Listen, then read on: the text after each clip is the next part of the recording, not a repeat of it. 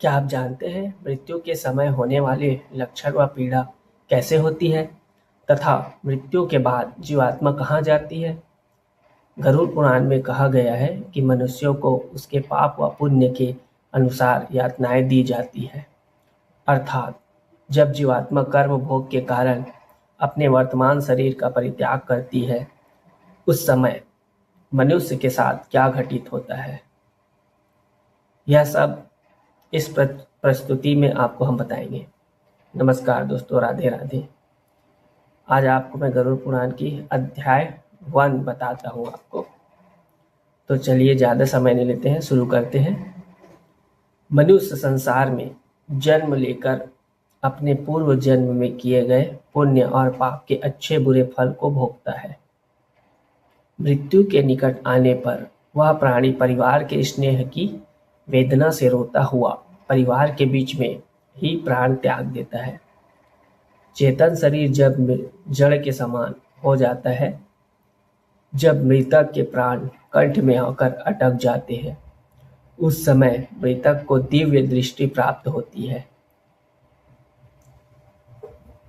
पौराणिक उसमें बताते हैं दोस्तों कि जब हमारी आत्मा शरीर से निकलने वाली रहती है, उस समय हमें भगवान 7 मिनट का दिव्य दृष्टि हमें देते हैं, ताकि हम अपने जीवन काल में जो जो हम किए हुए हैं वो सब हमें एक फिल्म की तरह हमें याद आती है, वो बताया गया है।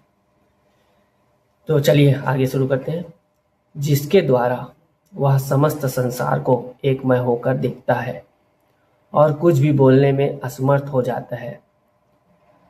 इस कारण समीप में आए यमदूतों के भय से प्राण आदि वायु अपने स्थान से चल देती है।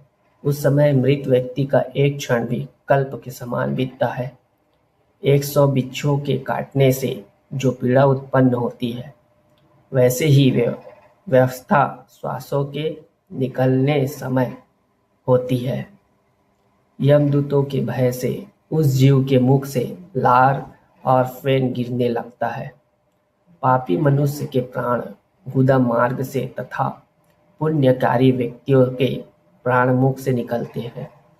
प्राण निकलते समय प्राणियों को यमदूत मिलते हैं, जो क्रोध लाल नेत्र वाले भयानक मुख, पास और दंड को लिए नग्न शरीर दांतों को पिसते ऊपर को उठे केस वाले कौवे के समान काले टेढ़े मुख वाले विशाल नरक रूपी। इसमें बताया गया है कि जो यमराज के यमदूत है वो एकदम काले और एकदम भयानक राक्षसों के जैसे रहते हैं, जिसे मृत आत्मा देखते ही मलमूत्र अपना त्याग कर देती है। तो चलिए आगे शुरू करते हैं। शास्त्र वाले यमदूत वहां आकर उपस्थित रहते हैं। उन दूतों को देखकर भय से वह प्राणी मलमूत्र त्याग करने लगता है। हाय हाय करता हुआ वह जीव शरीर से निकलकर अंगूठे मात्र शरीर को धारण करता है और वह मोहवश अपने घर को देखता है। उस अंगूठे के समान शरीर के गले में रस्सी बांधकर इस प्रकार ले जाया जाता है जैसे अपराधी व्यक्ति को राजा के सिपाही पकड़कर ले जाते हैं। यम लोग ले जाते समय यमदूत प्राणी को बार बार नरकों के भयानक दुखों का वर्णन बारंबार कराते हैं। वह कहते हैं कि हे दुष्ट, तू शीघ्र चल, तुझे यमराज के घर जाना है। शीघ्र ही हम सब तुझे कुंभीपाक नामक नरक में ले जाएंगे। उस समय मनुष्य दुरात्मा होते हैं, उसे यमदूत अपने पास बंद में जाकर मारते हैं और जो पुण्यकारी होते हैं उन्हें स्वर्ग के पार्षद अपने लोक को सुखपूर्वक ले जाते हैं। उन यमदूतों के धमकाने से उसका हृदय टूट सा जाता है। भय से कांपते और अपने पापों का स्मरण करते उस जीवात्मा को यम मार्ग में कुत्तों से कटाया जाता है। जब वह मार्ग में भूख और प्यास से पीड़ित हो जाता है, तब उसे सूर्य के तेज और वायु के वेग से तपत बालू रेत में चलाया जाता है। वह छाया और विश्राम रहित मार्ग में चलने से असमर्थ हो जाता है। तब उस जीव को कोड़ों से मारकर यमदूत और घसीटते यमलोक ले जाते हैं। ऐसे कठिन मार्ग पर चलने से थक कर गिर जाता है, मूर्छा खाता है तथा फिर उठता है। इस प्रकार वह जीव अंधकारमय यमलोक में पहुंचाया जाता है।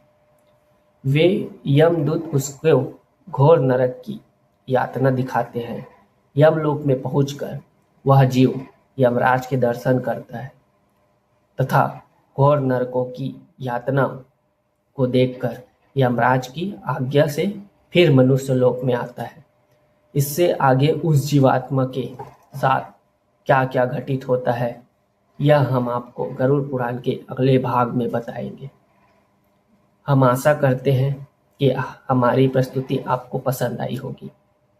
अपने विचार अभिव्यक्त करने के लिए कमेंट जरूर करें, वीडियो को शेयर करें और वह चैनल को सब्सक्राइब करें। तब तक के लिए जय श्री राम।